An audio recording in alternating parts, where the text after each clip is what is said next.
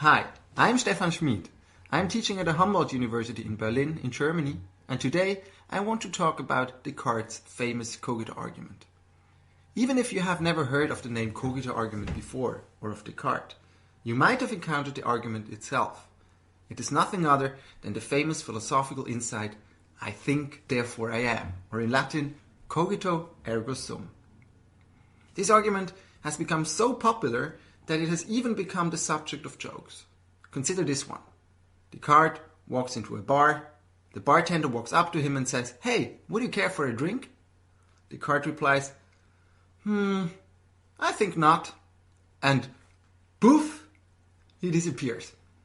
Now, I admit that this joke is probably not the best joke ever, but Descartes' Cogito argument, to which this joke appeals, is definitely pretty cool. The most exciting feature of Descartes' Cogito argument is not the argument itself, though. It can actually already be found in Aristotle and St. Augustine. It is rather the philosophical question that Descartes tried to answer with it. But who was this guy Descartes anyway? And what is this question that the Cogito argument is supposed to answer? René Descartes was a French philosopher of the 17th century. He was dissatisfied with the philosophy of his time, which was dominated by scholastic philosophy. The scholastics sought to answer highly abstract philosophical questions, mainly on the basis of Aristotle's teaching. Descartes was dissatisfied with this kind of philosophy because he considered their highly abstract disputes pointless and futile, and also unable to accommodate the results of the rising mechanistic physics, which sought to account for natural phenomena in mathematical terms. On account of his dissatisfaction with the philosophy of his day, Descartes came to think that the philosophy was in need of a fundamental reboot, a completely fresh start. This is surely a nice idea, but how do you build a new philosophical system? Well, maybe just in the way we usually build new and stable things, such as houses and monuments, just by building them up on a strong and stable foundation. Yet, what could serve as an appropriate firm foundation upon which to build a new philosophical theory? Descartes was convinced that nothing could do the job better than our most certain beliefs, that is, the things that we can really be sure are true. Let us now finally turn to Descartes' attempt to establish a firm foundation for his new philosophy. He carries out this attempt most extensively in his meditations on first philosophy. As we said, he wants to find absolutely certain and unshakable beliefs that he can build his new philosophy upon.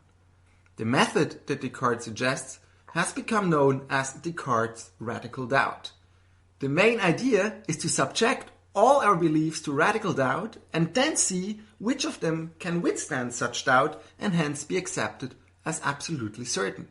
As the application of this method reveals, there is indeed a huge difference between the things that we in fact take ourselves to be certain about and the things we may justifiably do so. Just consider the following examples. You're doubtlessly pretty certain that you are watching a video right now, or that you have brushed your teeth this morning, or that 2 + 2 = 4. Yet, are you really justified in being so certain? Descartes thinks that after having employed his method of radical doubt, you will have to admit that you are not. Indeed, there are only very few beliefs that pass Descartes' test of radical doubt. Can you be really certain that you are watching a video right now? No, you cannot. After all, you could just as well be dreaming. The same holds about your beliefs that you brushed your teeth this morning. And most shockingly perhaps, not even mathematical beliefs escape Descartes' radical doubt. For how can we be sure that 2 + 2 = 4, say? True, we have often convinced ourselves that we get a collection of 4 objects if we unite 2 collections of 2 objects. But what ensures that we did not err every time we convinced ourselves of this? Perhaps there is an evil demon or a wicked neuroscientist who constantly manipulates our thoughts by systematically distracting us when we try to verify our mathematical beliefs. As these considerations show, Descartes' method of radical doubt leaves hardly any belief unaffected. But there is hope. Descartes argues that there is at least one thing that we cannot doubt and which we can be absolutely certain about. This is the fact that when we doubt, we cannot doubt that we doubt or think, for doubting is just a form of thinking. But when we can be sure that we think, we can be equally sure that we exist while we are thinking. For if indeed we can be sure that we are thinking, there has to be something that does the thinking, and we are the something, you and I. It is hence here that we finally arrive at Descartes' famous Cogito argument. I think, therefore I am. The Cogito argument then assures us of the fact that there is at least one thing that is impossible to doubt and is thus absolutely certain.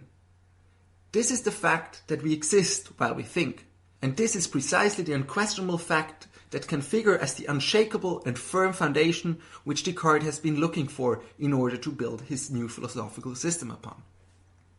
The prospect of building a whole worldview upon the certainty that we exist while we think must strike you as not very promising. Given that we can only be certain that we exist while we think, how can we ever know, as we seem to, that we live on a planet we share with human beings and other animals and which orbits the sun? And how can you know that 2 + 2 = 4 or that you are watching a video? It is indeed a long road for Descartes to restore our certainty in our common sense beliefs, and many of these beliefs have to be abandoned along the way.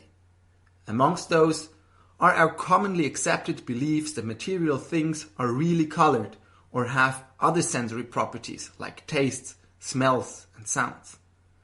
It takes Descartes the whole rest of his 6 meditations to walk down this road and restore our confidence in our beliefs of mathematical truths and the existence of the outer world. It would take us hours to carefully reenact all these steps. However, in order to get a rough grasp of Descartes' procedure, it will be worthwhile to reconstruct just one step that Descartes takes in order to extend the stock of beliefs that we can justifiably be certain about. The method Descartes employs for extending our certain beliefs consists in squeezing out the certainties he has already arrived at. Actually, we have already encountered this method, for Descartes' Cogito argument is such a way of squeezing out a certain belief or idea from another. After all, the Cogito argument is an argument, that is, a transition or an inference from one belief to another. The unshakable belief that this argument starts out from is the belief that we are thinking when we are doubting. And we arrive at this certainty just by observing that whatever we might doubt, we cannot doubt that we doubt when we doubt. Now, the Cogito argument takes this certainty and squeezes out the new certainty that we cannot only be sure that we think when we doubt, but also that we exist when we think. And it is exactly this newly gained certainty of our existence which the Cogito argument provides us that Descartes squeezes next. In a famous passage of his 2nd meditation, he writes, "I am, I exist, that is certain, but for how long? For as long as I am thinking. I am then, in the strict sense, only a thing that thinks. That is, I am a mind, or intelligence, or intellect, or reason. But for all that, I am a thing which is real and which truly exists. But what kind of a thing? As I have just said, a thinking thing." As becomes plain here, Descartes immediately squeezes out further information about his nature from the certain belief that he exists while he thinks. As a result, Descartes cannot only know with certainty that he exists, but also that he is a thinking thing, a thing capable of thinking. This is still not a lot, though. At this stage, Descartes can only be assured of the fact that he is a thinking thing. And it is still an open question whether he also has a body, as we usually suppose. If you are puzzled now, or even afraid that you cannot know whether you really have a body, that you really are watching this video, or that you really have brushed your teeth this morning, the only comfort I can give you is that Descartes at least thought that it can be proved that we can be certain that we have a body and that our senses by and large assure us of the existence of other corporeal things, even though they systematically deceive us about their nature. And this can be proved by further squeezing out our clear and distinct idea of ourselves as a thinking thing. If this promise is not enough to give you comfort, then there is only one last advice I can give you. Go and get a copy of Descartes' Meditations on First Philosophy and start reading his 3rd meditation.